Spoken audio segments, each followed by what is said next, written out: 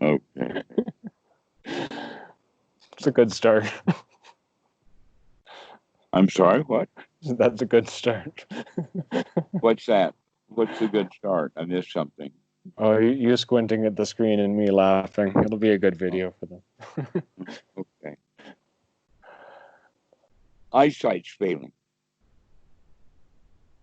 Old.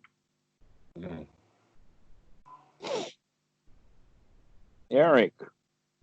Hi, Erik. Oh, hold on a You second. I guys- put my earbuds in.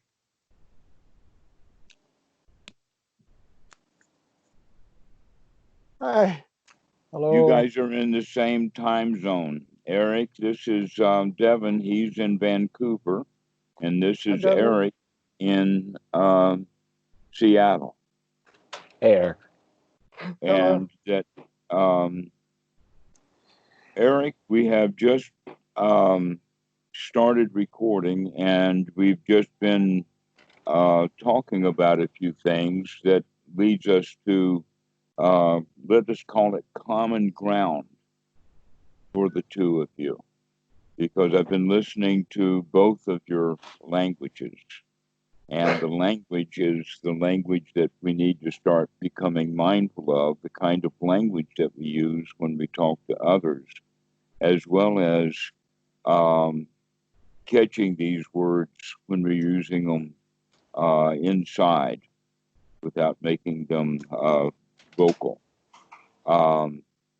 And that when I was training as a psychotherapist,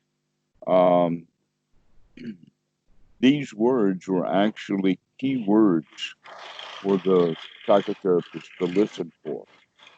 And those key words would be hard and try. And when someone says try hard, now we're really going someplace. Okay.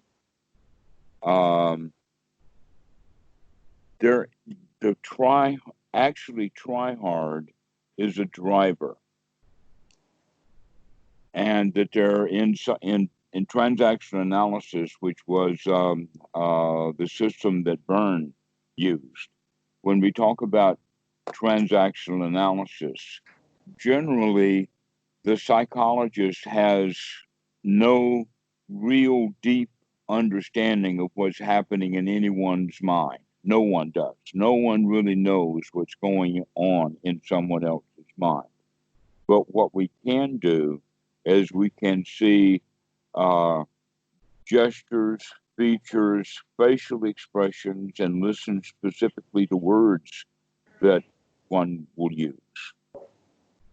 And so by doing so, we can get kind of a psychological profile just from the words that someone is using within this context. And because of that, the whole system is called transactional analysis, the transactions between two people. That this is a large source of information that if we begin to understand that how we talk to other people is a reflection of what's going on really on the inside. And just as a completion point, I'll mention all 5 of these drivers to show different personality types. One is called please me. The please me driver has the characteristic of shaking one's head, raising one's eyebrows, and doing the kind of gestures to try to get people to agree. And so it's named please me. Now, the way our society has trained people, women have this quite naturally in the sense of doing this please me driver, or trying to go along to get along. But men will often use the please me driver when they're lying. When they're lying, they do the please me stuff in order to get agreement. For instance, when Donald Trump makes an outrageous statement and then he looks over to something nebulous, maybe it's an aide or something over to the side, and says, isn't that right, or don't you agree? That means that even he recognizes that he's telling a bald-faced lie. But many people are, we don't realize these little things that are happening when we're trying to get agreement, when in fact we've just told a lie and we're trying to get people to believe that lie or agree with it. Another driver is be strong, be tough. And the bottom of the be tough or the be strong driver is weakness, that it's a false kind of bravado. This is the issue with the bully. And if you'll notice that all good bullies want to have an entourage because they want to feel safe. The bully is generally not a bully all by himself. He wants other bullies around him so that they can go around bullying without getting into too much trouble with it. But the be strong or macho, people who join the police, people who join military, people who go into sport, people who are generally quite physical with their body, but it can be done on an intellectual level too. But the whole idea of be tough is because everything is really, really dangerous and I've got to bluff my way through life. So the next one is be strong. They said be careful was the driver, but Burns said no, that be strong and be careful and be perfect are connected together that way. So the next driver is be perfect. Be perfect means that you've got to hide your mistakes, that you can't show anybody what's wrong, that you've got to be on your toes, that these people wind up having good IQs, but they wind up not being very happy with their high IQs. The next one is the one that I had a lot of stuff with, and that is the hurry up driver. To hurry up, get it done. Don't dally. But that leads into someone having a driver of to hurry up is actually anxiety itself. Anxiety, those who have anxiety, they want to hurry up so that they can get rid of that anxiety. But that anxiety also winds up having people with a hurry up driver being in some kind of race. The race would be like motorcycles or one of the things that I did when I was in high school. I remember it was really a crazy situation. The math teacher, the algebra teacher, had given a pop quiz. And I finished that pop quiz faster than any of the other students. And raced up to the desk and put my paper on the desk to be the first one there. And then while I was thinking about it and reflecting, I recognized that one of the questions on the board that he had put up that I'd gotten wrong. And so I raced up to the front of the desk, grabbed the paper, put it back on my desk, and now all the kids in the class are just laughing and laughing at me. But I still managed to get that paper back up to be the first one. Okay, this is a kind of a driver that we have of getting it done. But now the driver that I want to mention is this one that's called try hard. Because many, many people have it at various degrees. We're not saying that the try-hard driver is worse than the please me driver, because each one of them have their own levels of intensity. But that the try-hard driver is really dangerous because it can put one totally into a loser's position so that they're not capable of getting anything done. An example of that with me in my own life was when I was in the U.S. Navy. I had gotten into the Navy as a musician by playing the tuba.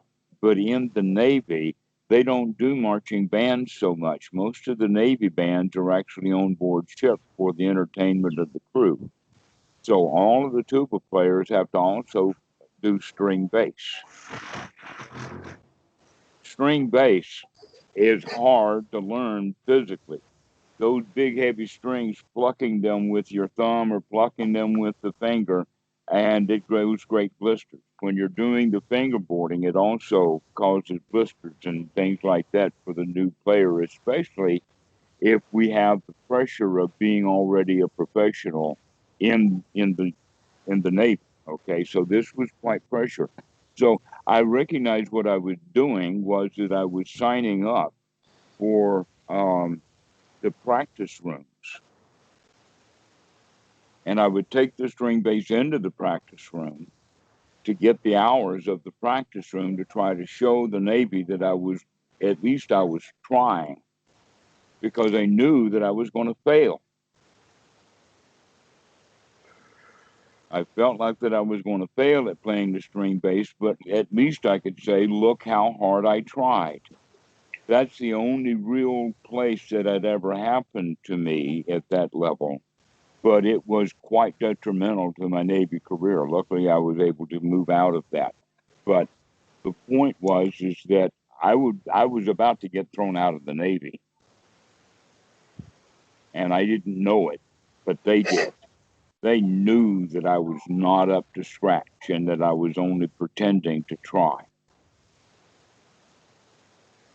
And so be careful about that. When you start using words like "I'll try," that automatically means that you don't think that you're going to succeed in it.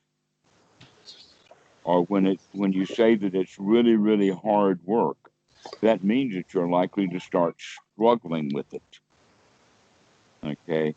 So all of these 5 drivers, though, are based upon a loser's mentality. Even the be perfect and the be strong are not winners' positions. They're all losers' positions. And because of that, they're all called drivers. That these are psychological drivers that drive us through life. And basically, how to say it, there's no steering. There's just the drive.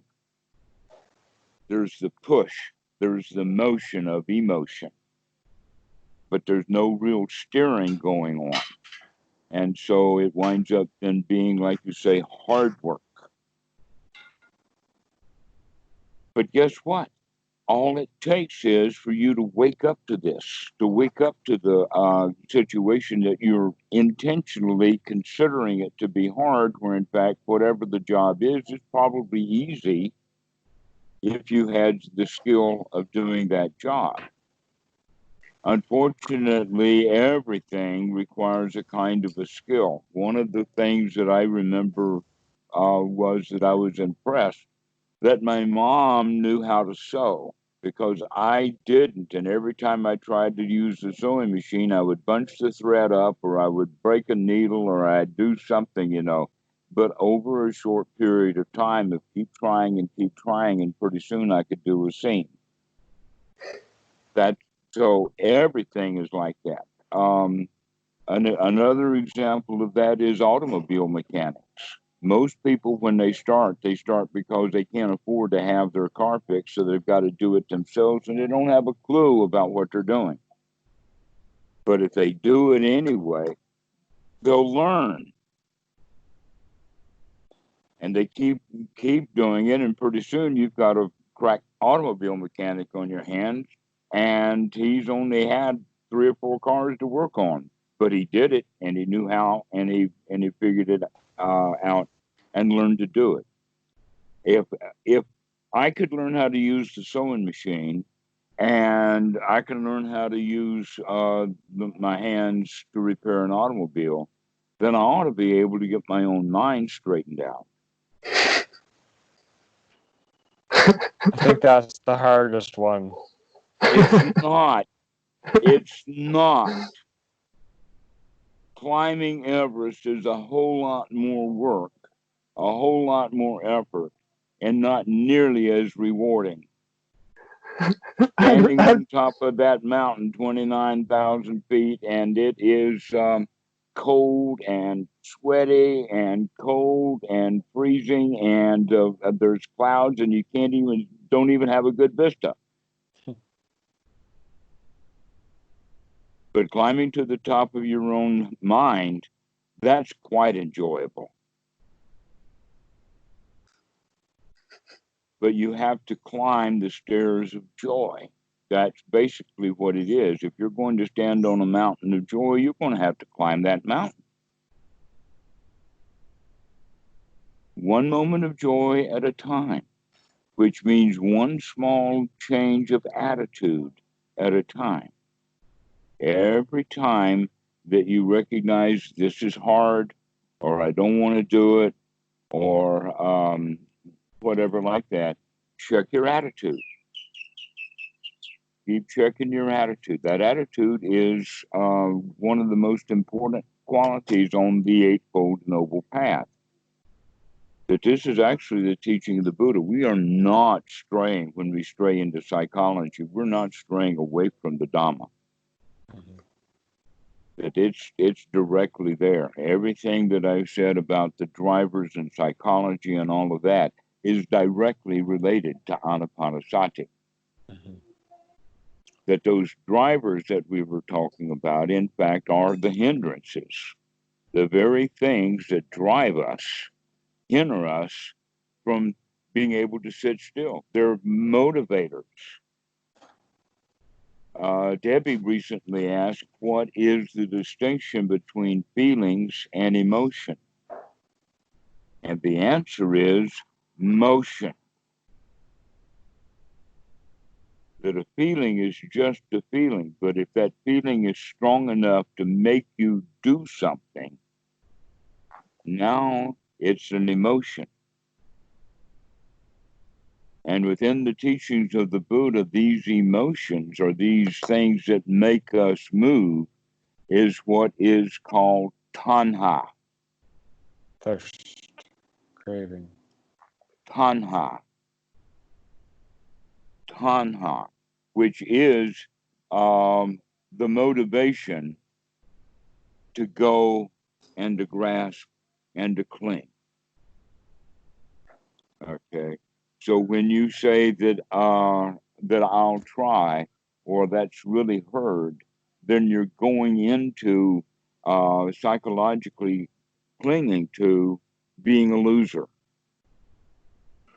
You expect to fail. If it's hard, then it is unpleasant. It's no fun, etc.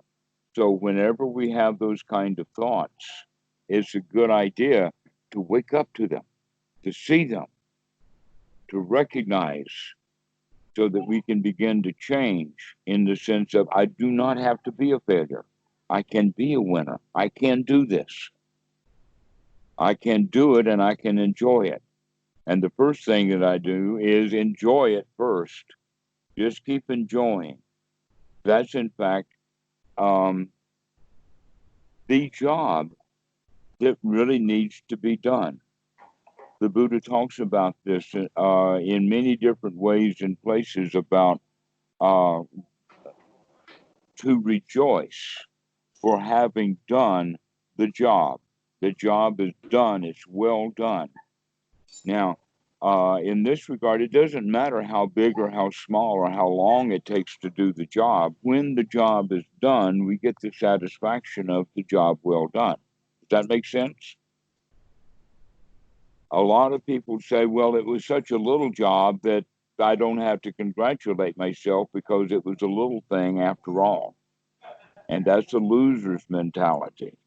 The winner's mentality is it doesn't matter how small the victory is, we recognize this as a victory. We recognize this as a job well done. Now that we understand that, now we can say, okay, well, let's only look at little jobs that need to be done. Let's not go try to tackle big ones. Let's try to do just one little thing at a time and then take the reward for it.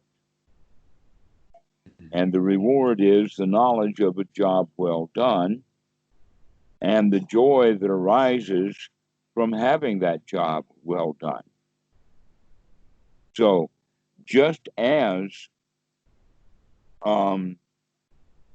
if we have, let us say, a set of bad thoughts, one after another, so that we get ourselves built up into a really bad state.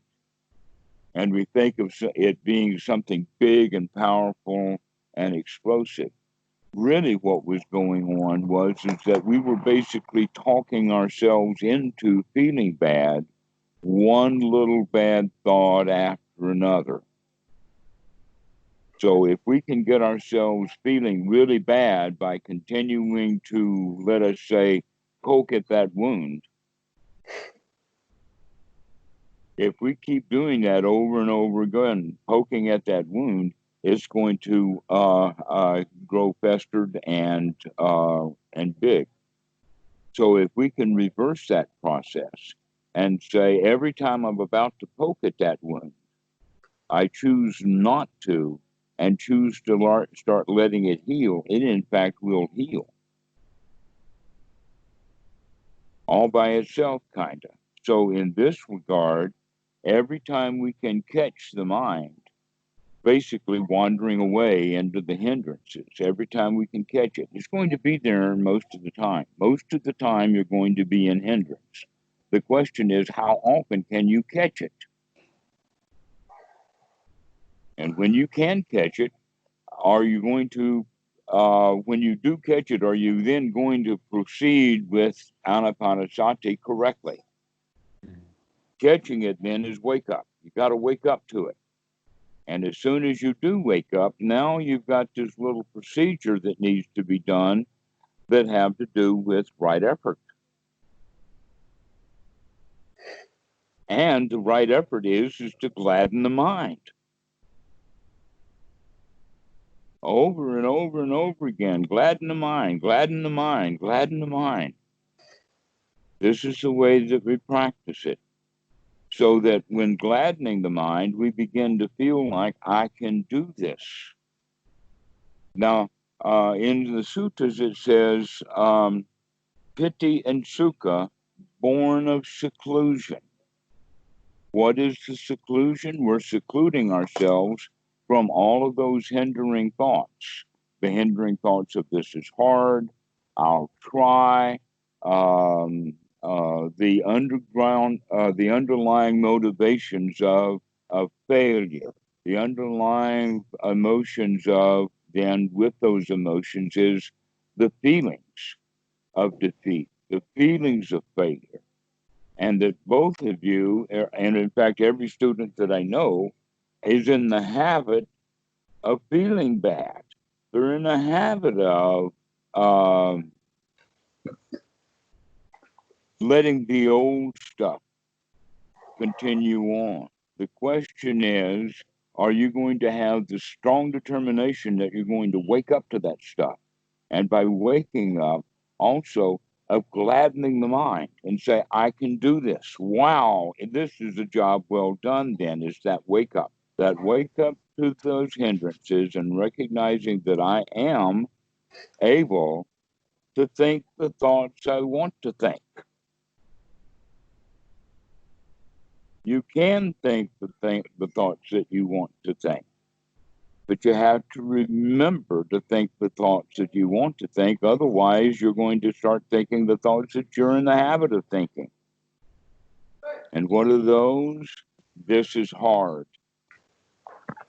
Always, this is a struggle. Always, I'm tired, or any of those feelings. Restless, anxiety is another side of it. In fact, you can see these 5 drivers that we were talking about in TA strongly fit right into the hindrances. The easiest one to check out is the one about restlessness. Restlessness is, in fact, the core ingredient of the hurry up. That we're restless. We want to get something done. We're in a hurry. We got to get it done. And if you get in a car when you're feeling that way, that that right foot's going to become a lead foot, or at least with some of us. When we get into a state of anxiety, we tend to drive faster. Here's an example of that. I guess both of you drive. Have you? Are I've either driven. one of you not? Huh? I Do have you driven. drive? You have driven. Okay. So here's the situation. You've got an appointment, and you're going to meet the appointment because you've left in plenty of time. And on the way to the appointment, you recognize that you have left out the documentation or the papers that you need for this appointment. So now you have to turn around and drive back home, get the papers, and then drive to the place. Now, for many of us, as soon as we recognize that we have not gotten all of our papers and we have to go home, that's when the car speeds up and we start to race, almost to the point of I've got to make up for lost time because I've lost the time that I've been on the road up until I get home. So I've got to make up for lost time by driving too fast. Many people do this. It's an ignorant thing. So if one has this kind of anxiety or this tension or this restlessness, then it's really a good idea to check it every time you sit down in front of the steering wheel, every time you get in the car, or every time you climb onto the motorbike. You check and say, "Am I full of anxiety? How's my driving going to be on this particular trip?" Another one would be like if I'm meeting someone at the port or whatever. If I'm just going someplace, there's no problem. But if I'm actually going and saying, "Okay, I'll meet you in the port at 10 minutes," then the likelihood then that I'm going to drive faster to the port to make that appointment. So you can see how that stuff actually is dangerous. I'm talking about stuff that is life and death. I could kill people because of that anxiety. And in fact, I would say that most of the people who are roadkill in the U.S. is because of one of these drivers getting in the way of us living our lives correctly and appropriately. And so since that's the one that I have as my own experience, you can begin to see how that fits in also with these other drivers. That people who are constantly doing please me drivers are generally not being truthful. They're trying to get people to agree to the lie they've just told. So that would be delusional thinking or doubt. And so we're trying to fix up the doubt by getting everybody to agree to something that we know is not true. But this one that we're talking about,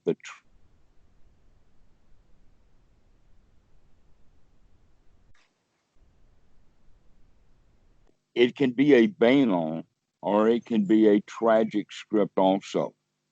That in fact, people who have tryhards generally, one of the outs that they will go for will be drugs or addiction to some substance or something like that. In the sense of, well, what's the use anyway? I'm probably not going to pass. I'm probably not going to be successful in my life. So let me go ahead and at least get a little bit of pleasure out of substances. So this is one of the motivations behind that. And so being able to check that out, to be able to see that, is a really good thing so that we can begin to wake up out of it, because neither one of you are losers. You're both winners. It's just a matter of attitude. So how can you change your attitude? Bit by We bit. do that, huh? Bit by bit. Every time we remember. Every time we remember, we gladden the mind, and that gladdening the mind is from the success of, I did remember. I did wake up. I did throw the hindrances out of the mind, and that's the success. It's a little success, but it's a whole lot better than not waking up and letting the mind roll on in the way that it used to, that is now piling on, leading to failure. It really is a kind of a coin with two sides. And we tend to live with the coin already in one side, and that's the way that we live our lives. And I'm inviting you to begin to start turning the coin over occasionally.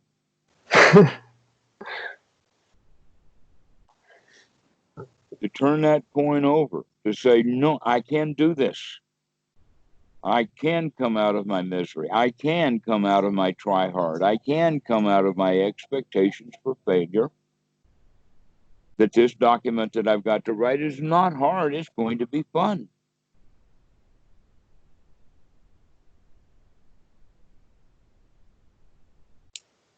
Okay, fine. I can see how this could work. Good. It can. It has worked That's the for spirit. billions of people over the past 2,500 years. If you can see that it does work, because and to be honest with you, it takes repetition. Yeah. Not only does it take repetition of you doing it, it takes actually repetition of you hearing it. Mm-hmm.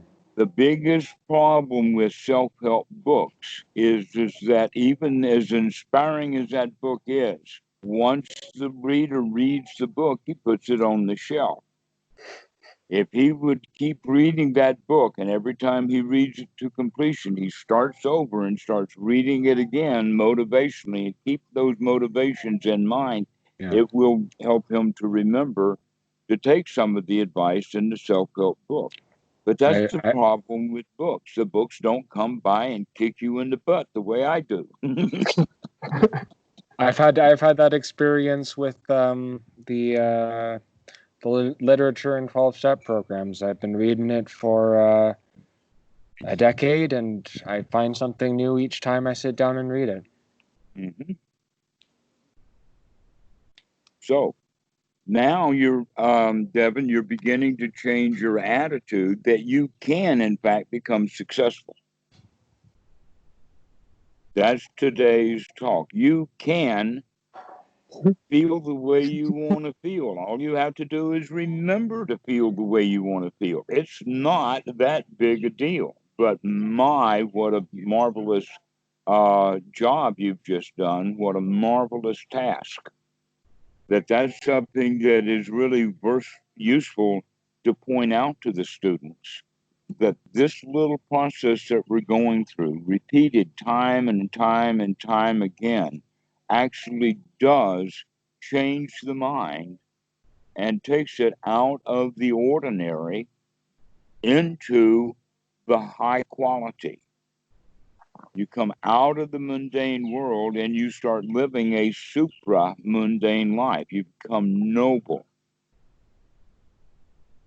And this is the top of humanity.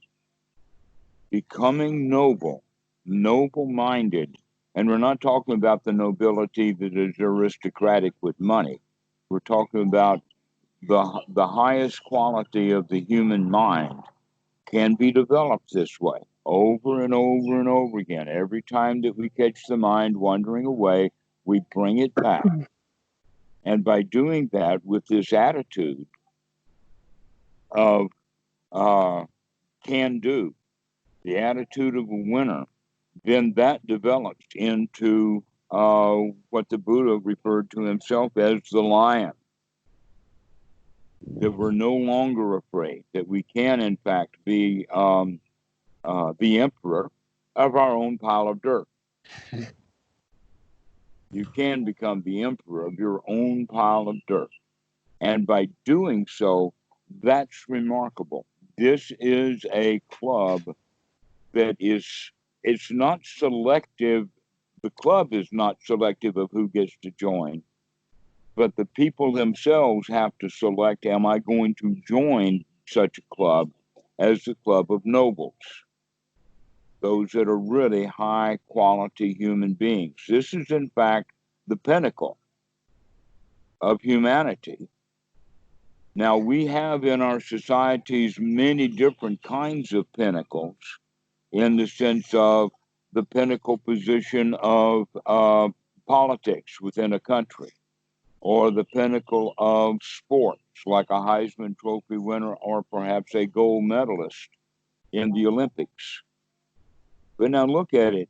Every time they do the Olympics, they have many different competitions. So they wind up giving out hundreds of gold medals every time they do the Olympics.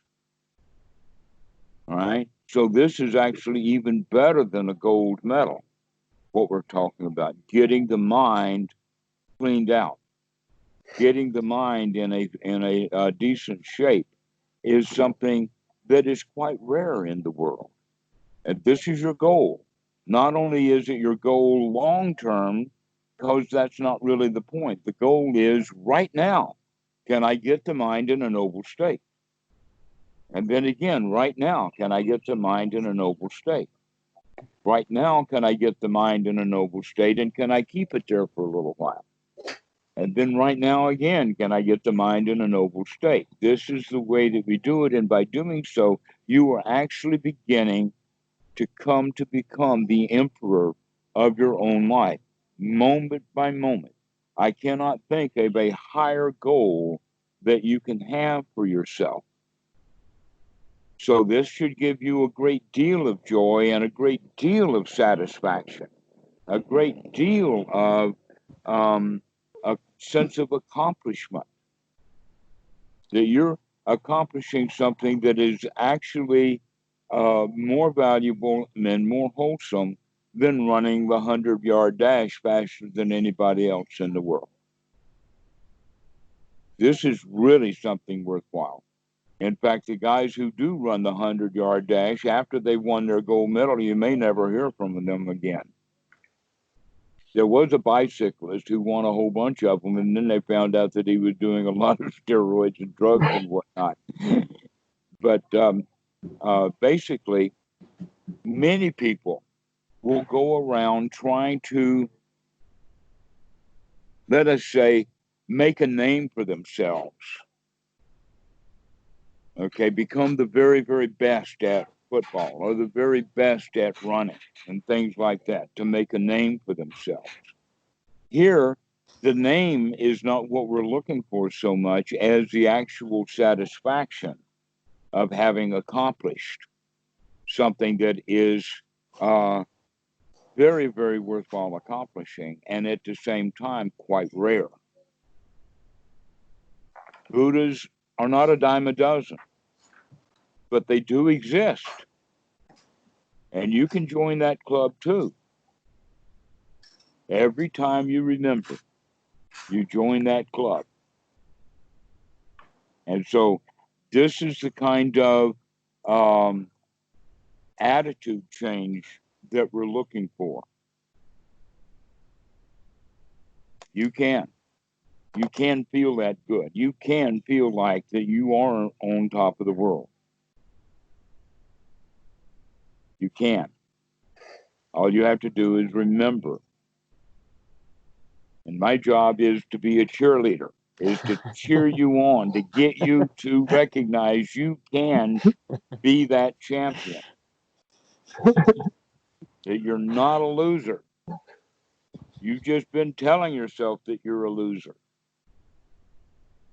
that you're not good enough, that you're not up to scratch. But you are. All you have to do is to remember to stop telling yourself that you're a loser, to stop telling yourself, oh, this is hard,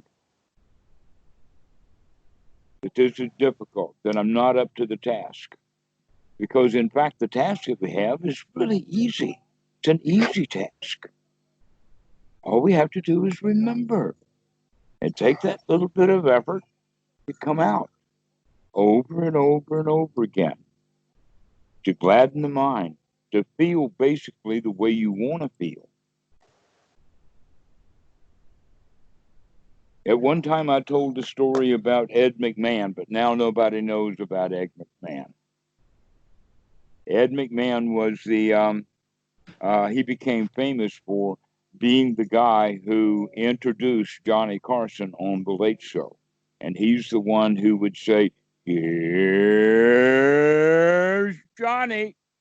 Oh, that's not just from a horror show. Pardon? It's not just from The Shining. No.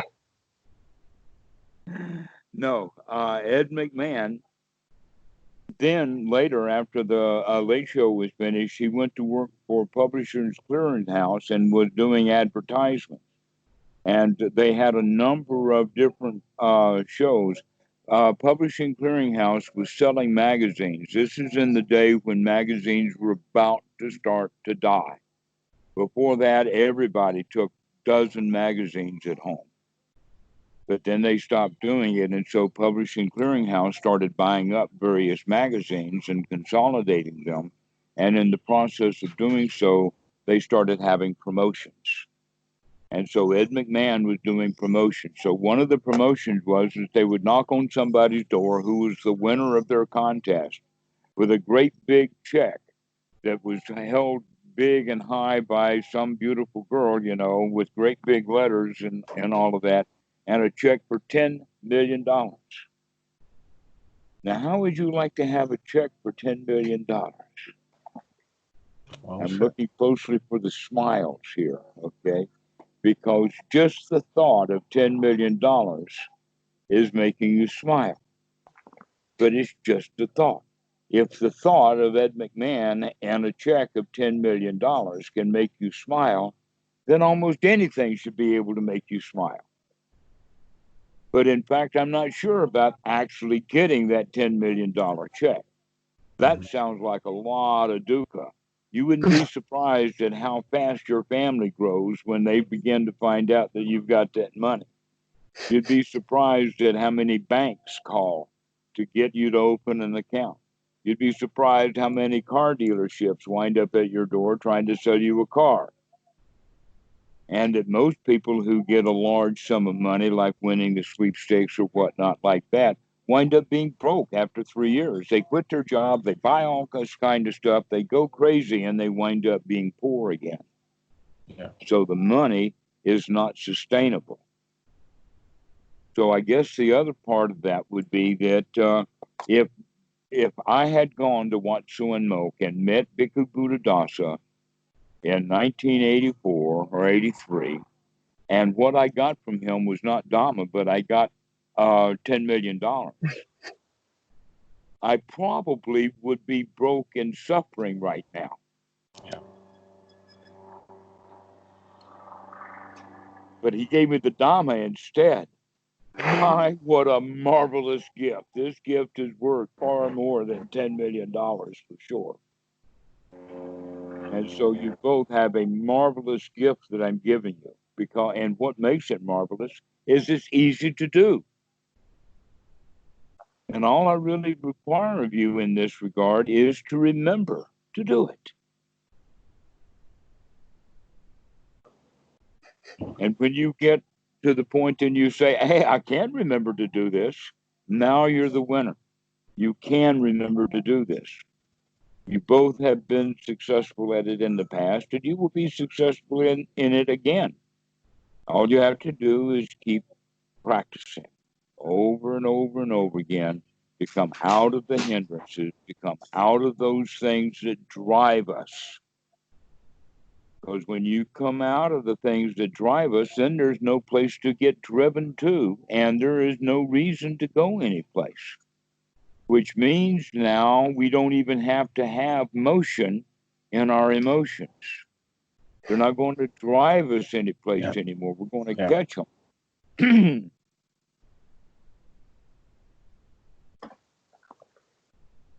That our feelings don't have to become emotions. They can be left at feelings if we can see them. They can be left at merely a thought and say, out of here, get out. Anxiety, goodbye. I don't need you, anxiety. I'm going to take a deep breath and feel good. I imagine that the try hard seems very much like that anxiety in the sense that we feel like that we've got to struggle, but it's against like a barred door. and that we're pushing and pushing, but we're not making any progress, to where with the anxiety, we are making progress, we're just not making enough of it. But it's there's the rub. Okay, so let's start looking at these feelings of anxiety, or these feelings of that we've got to do something, we've got to push through this thing, and it seems like an immovable object. That immovable part of the object is just as imaginary and just as delusional as the object itself. Neither there is an object that has to be pushed through, nor is that object going to be difficult to push through. Both of those are delusions. And we have been living in our delusional minds our whole lives. We were trained in it because of our instincts. So we start with our instinctual behavior as children. And that instinctual behavior then continues right along, because all of the adults that child is around is also, they're living in their instinctual mind and teaching the child from that instinctual mind. So we have both nurture and nature, but that both of them are working against us in this regard. And that's what we mean by our personality. Our personality is part instinct and part learned behavior. And that the learned behavior fit in with the instincts. Now we're going against the grain, literally. And so we have to remember. But it really is easy, one step at a time, to just throw this thought out. To just throw this word hard out. You can say, no, I heard that word hard. I see you, Mr. Hard. Out you go, and we're going to substitute the word easy. This work is easy. It's not hard. This is actually part of the point about that real practice of the Dhamma is not squatting on the floor. That it goes beyond that. That in fact, the actual Dhamma is available to be practiced all day long, 24 hours a day, anytime you can think of it. Yeah. And so this is how we need to learn to practice, is to begin to wake up all throughout the day, to begin to listen to these key words that we use. So because if we can hear these key words, then we will be able to come out of it. So I would say that at this regard, both of you might want to spend 5 or 10 minutes writing down on a piece of paper all of those words that have been used for so long that keep us stuck. Words like hard, words like try, words like not good enough, words like oh no. These are the kinds of words to start looking for. And so when you hear that yourself saying those words on the inside of your mind, you say, aha, I caught you.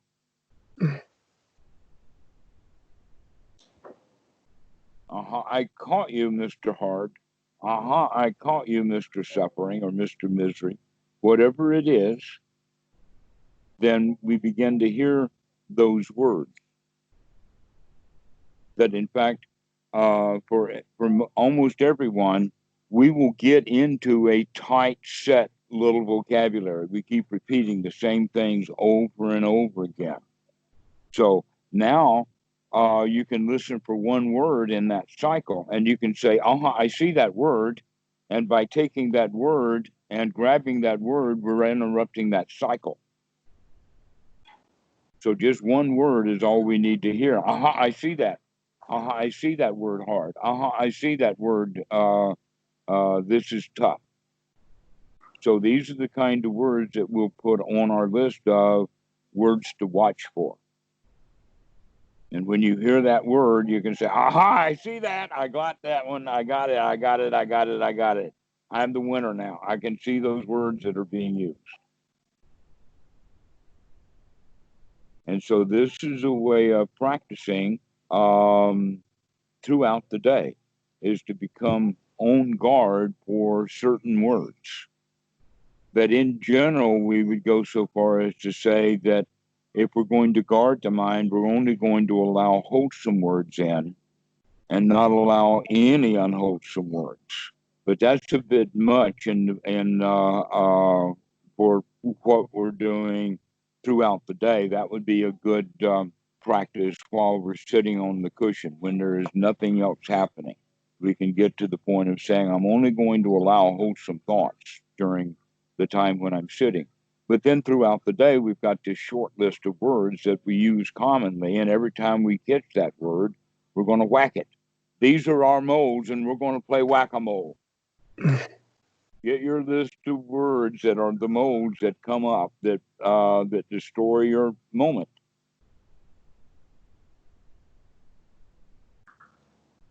So I've given you kind of a short list. Devon, do you have any other words that you want to add to your short list that I haven't mentioned? In terms of which particular phrases, not at the top of my head, I can say that, like, as I'm sitting here, I'm thinking, oh, I'm gonna go in there and eat some of those pierogies, even though I already overate. And I guess the word would be, and I won't be able to resist. That's the thing I can throw out. Exactly. I won't be able to resist. Mm-hmm. Which means I'm out of control. And I'm a shitty person, and everything's falling apart. Right. Okay. Now you're getting your list together. That's what I want to hear. How about you, Erik? You got a list of things that you're going to start looking for. I can't think of any additional words. I guess they're mostly feelings, just like despair. Yeah, I can't think of them off the top of my head right now, but they'll come. One come and say, "Aha, that belongs on that list." what's that? You'll come across the word, you'll be thinking, and then all of a sudden you'll say, that word, that needs to be added to the list that I'm going to be watching for. Okay. There's also more subtle words that you can use.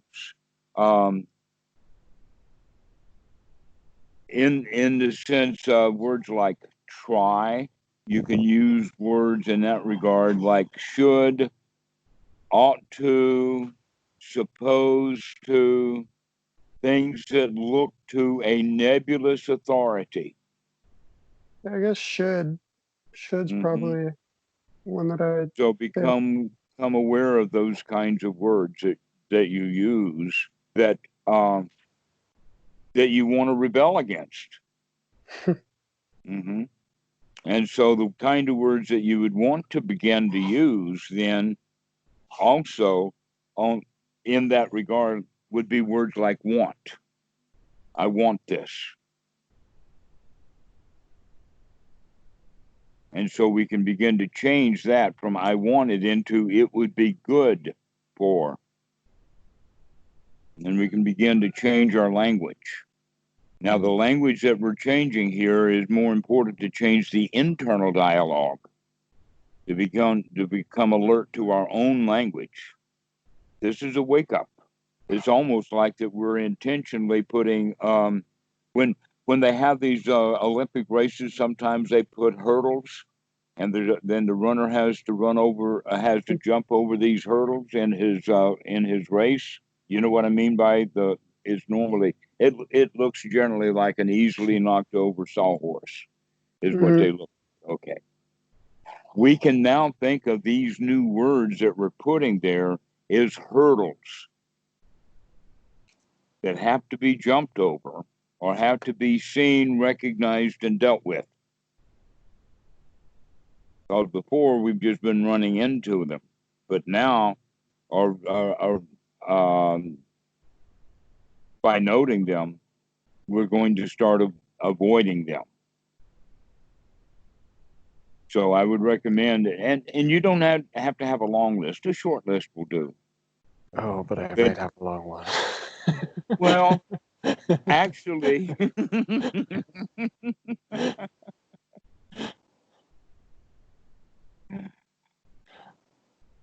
it's actually better to begin with the short list, and that as you begin to get good at getting the old words off the list, to put a few new ones on, rather than starting with a long list. I hear that, by the way. When you said it's a long list, it followed by gallows humor, I heard that. Hmm. There was a little bit of a loser's mentality in there. Ha ha, it's going to be a long list.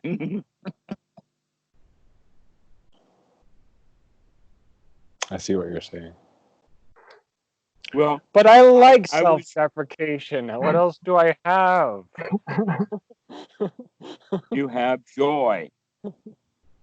And it's time to stop the self-deprecation. Exactly.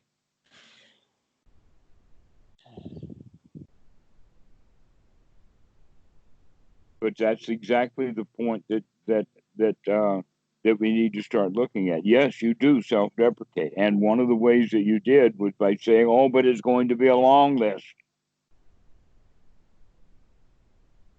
rather than, "Well, I don't care how long the list is. We're just going to do them. We can do this."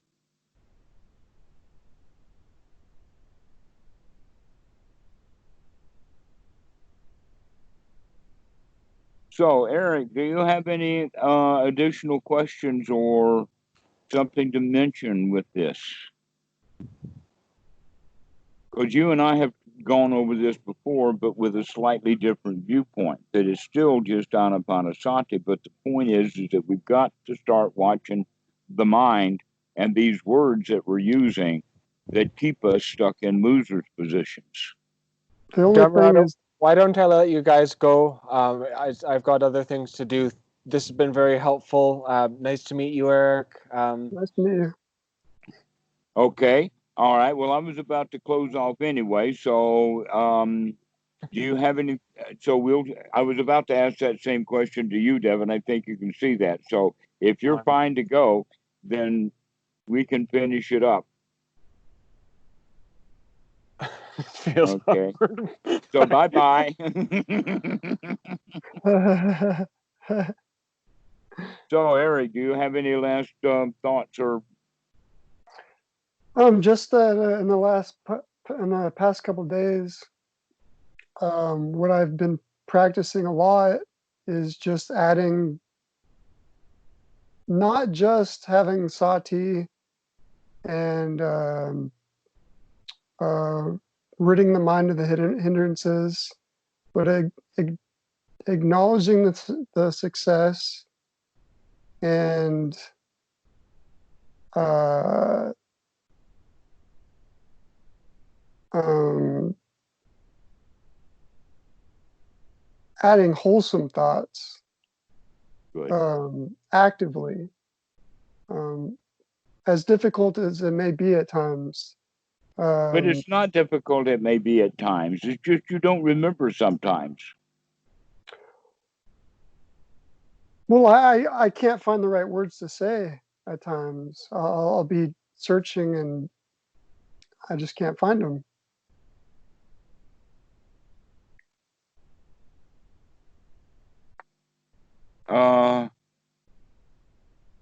First off, words of joy or Right. words of sorrow. I no words of joy. Okay. All right. Well, just keep repeating the word joy. You've got one at least.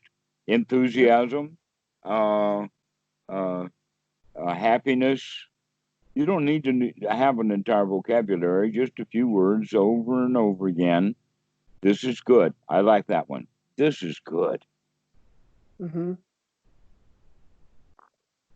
I use that. It's nice. This is good. Just, wow, this is so good. And so getting the mind out of that trap of um, the old habit patterns that have these key words. And so congratulations for what you're saying, that you're getting it. You don't need a whole lot of different words for joy, so long as you've got joy on the mind. That's what we're looking for. Yeah, the more important thing seems to be the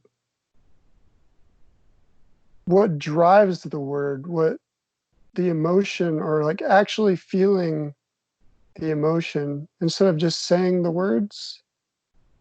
Like, isn't this nice? Like, it is different from, isn't this really nice? That's where I need to remember to put that extra bit of effort in. Okay, I agree. I agree. To put that little bit, yes, it really is nice. Not just that hmm I'm saying this is nice, but hmm yeah, it really is. It actually is nice. No problem. No worries, mate. No dukkha here. Okay, Erik. Well, we'll see you. Keep going. You're All right. practicing well. We'll see you. See you.